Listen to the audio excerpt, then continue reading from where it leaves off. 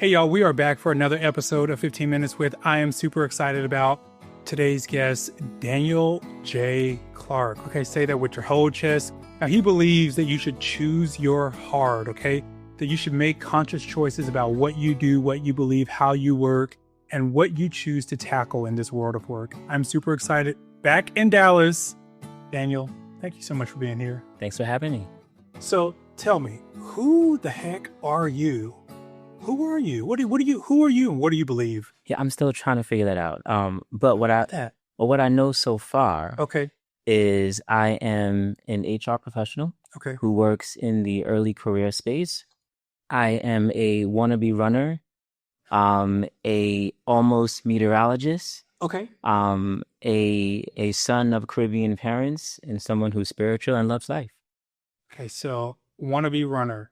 Tell me more about how many miles are you running? What's your time and distance like right now? What does it look like? Well, the longest distance I've ever run it was a 5K. Okay. And I did that, I want to say, in about maybe almost 30 minutes, I would say. He won't judge you regardless. Yeah. Okay. Yeah.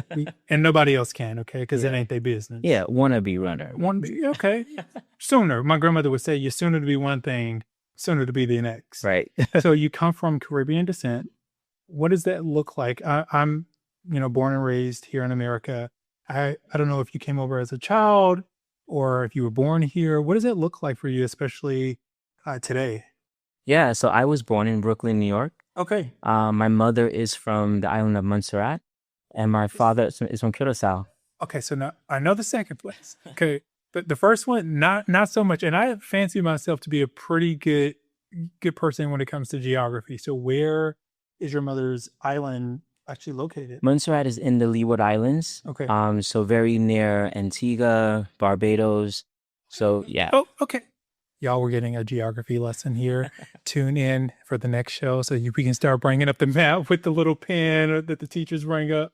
I love that. So born in Brooklyn, now you're in Dallas. Yes. How does that happen? I had the opportunity to relocate here with work in 2019. Okay. Single, no kids, no pets, and I took the opportunity. Dog. No. Oh my gosh. Lee, I've never. This man's best friend. I know, but I've never had a dog. You've never had a dog or a cat. Now, listen, only had fish. I don't. Those cats, I don't. I am deathly allergic to cats. Okay. I learned that the hard way. But dogs. I have an American Akita who's 130 pounds. That's close to like what I would. Okay. Maybe we cut that, but no, okay. He's the size of a human. Okay. And he goes everywhere. I mean, he has a full attitude, talks back and everything. 130 pounds, yeah. Yeah, okay. All right, absolutely. So tell me, what's one piece of advice you would say to your younger self? Looking back over, you've had an enormous amount of career time. And I want to unpack what that looks like for you a little bit. But looking back, what's something that you would say to yourself, seeing where you are today and maybe where you started in Brooklyn? I would say that you are perfect the way that you are. And we hear different variations of that, right? And for me, the things about myself that I thought were too quirky, right? Or maybe I needed to change, they are exactly what make me special today and what has allowed me to excel, in both my personal and my professional life. So I would tell my younger self, you're perfect. You are perfect. I love that. What's a limiting belief you've let go of? Wow. Well, that I have to be someone else to be accepted. I was telling someone on another episode that my friend Nicole, she says, just be you. Everybody else is already taken. Yeah. They've already gotten all the roles. They got all the roles in the job. They've gotten all.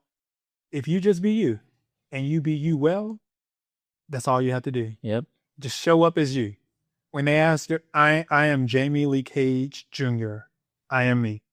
Exactly. So there's this thing my grandmother says, anything that follows I am follows you.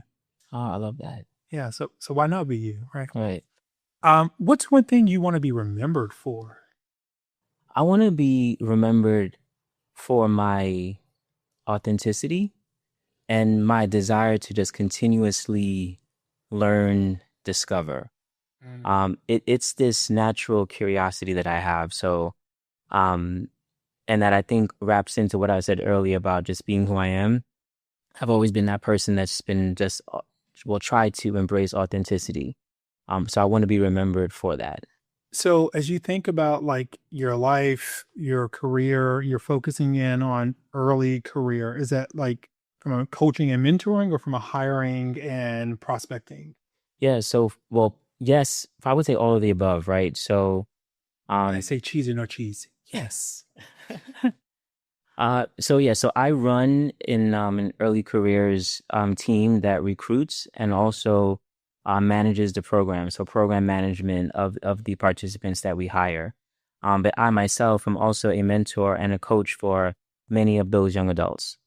I think one of the underestimated things in the world for early career folks is understanding there is a difference between mentoring, coaching, and sponsorship. Absolutely. And if you confuse them, you might get yourself in trouble. This is true. There's a wonderful, oh my gosh, I'm going to forget her name, a wonderful person over at a company called Cross Country Consulting. Their name is.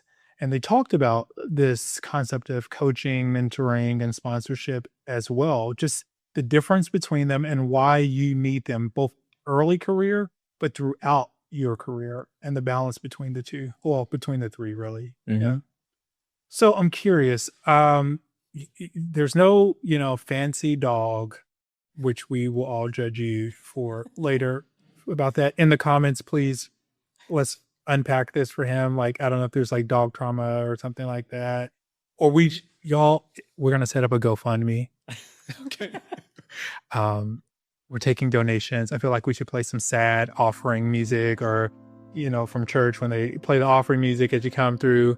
Y'all, we're just taking up a few dollars to get Daniel a dog, which he probably doesn't want. Daniel, so I'm curious, what question would you like to ask me? I've not done this in a while. I did this with a friend of mine, Damien, in Charlotte. And I said, Damien, you have the mic. I'm going to move over here and let you ask me a question. What are you curious about? I am curious about, like, what was the moment when you decided to like do all of these things, right? I think when you're young, I still ain't got the. Oh, see, but keep going with the question. I feel like if you ask like a small child what you want to be, right? They say I want to be a firefighter or something, right? But you have like 20 jobs, right? So like, when did you decide that you wanted to do all of these things? Did you just call me Tommy from Martin? You got 20 jobs, but we don't know what you do.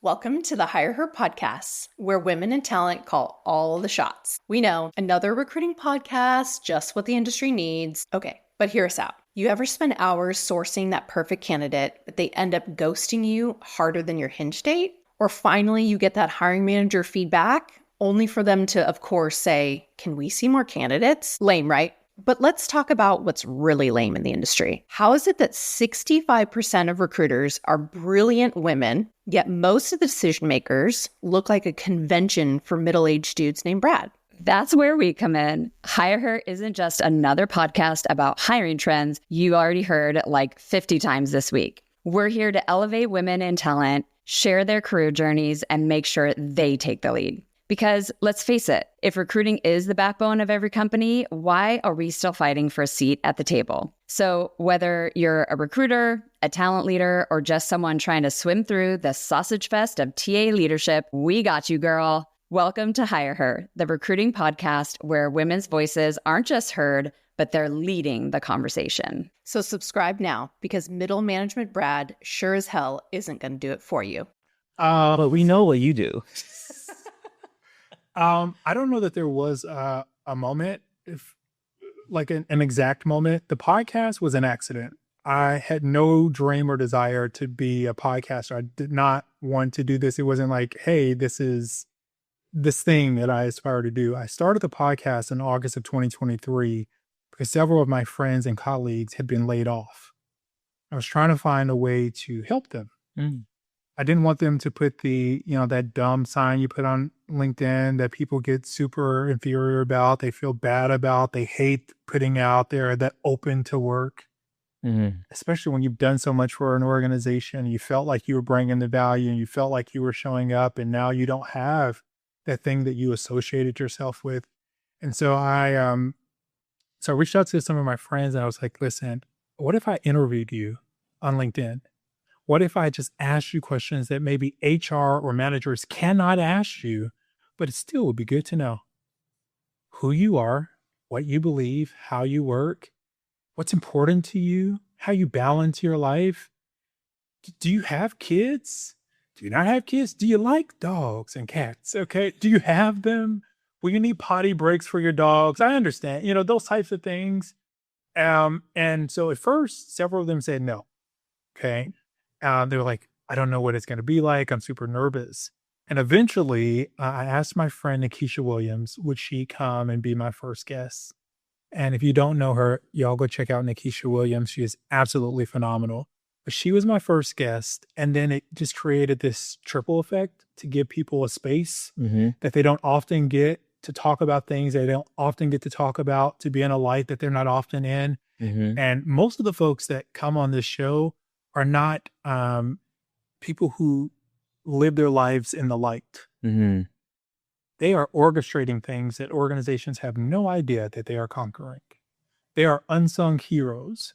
They are the people that are making sure that the teams stay employed, that the culture is carried and it's not just some backdrop of words on a wall.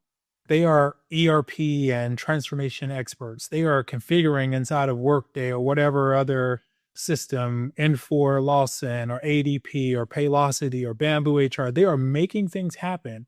And the organization doesn't always fully get to see them because they're not in operations, because they're not salespeople, because they're not out there on the front runner. So that is actually how it started. Now we've had entrepreneurs, we've had underwater basket weavers, we've had soldiers.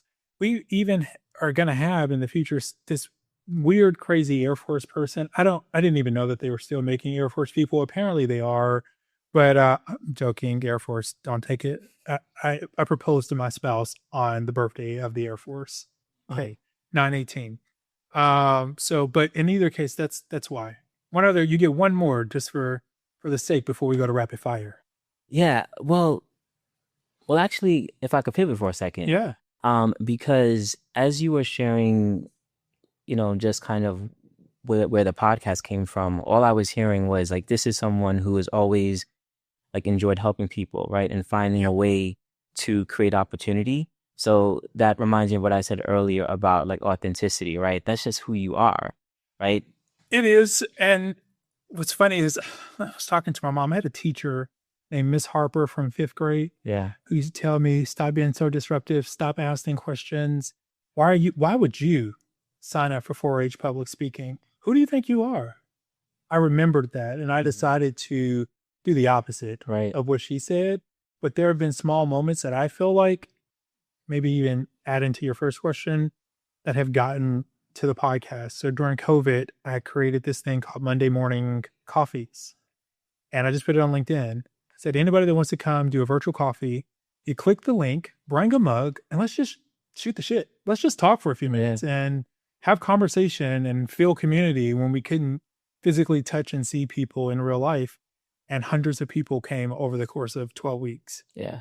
And here we are years later with this. So there was that.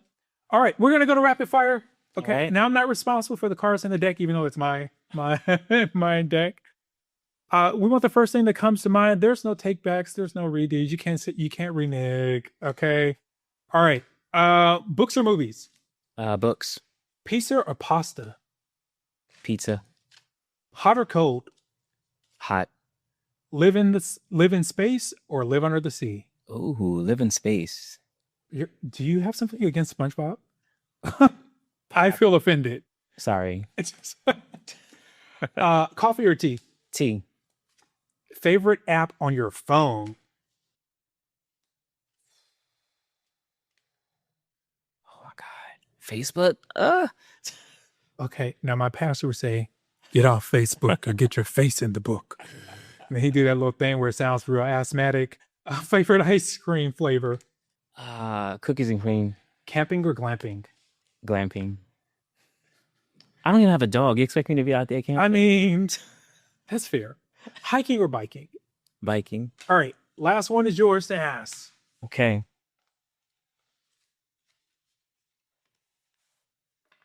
Summer or winter sports? What sports? I'm not playing no. Finally. Finally. I'm not. Go outside and play with the kids. No. My mama knew. I'm not going out there with those kids. I would say those kids. Now, they were my cousins and my siblings. I don't want to go out there and play with the kids. I want to be inside playing my piano, reading a book, writing, looking at bones. I told you cultural anthropology. I wanted to be an anthropologist or something like that. But outside play with the kids, I'm still shocked I joined the Army. If you could have seen me getting that rucksack together, I'm like, ooh, child, this is for the ghetto. But I've done it for 17 and a half years and wouldn't change it for the world.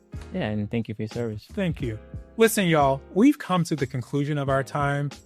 In the words of Southwest Airlines, we know you have many choices when you fly. Thank you for choosing 15 Minutes with. See y'all. All right. Thank you. Thank you.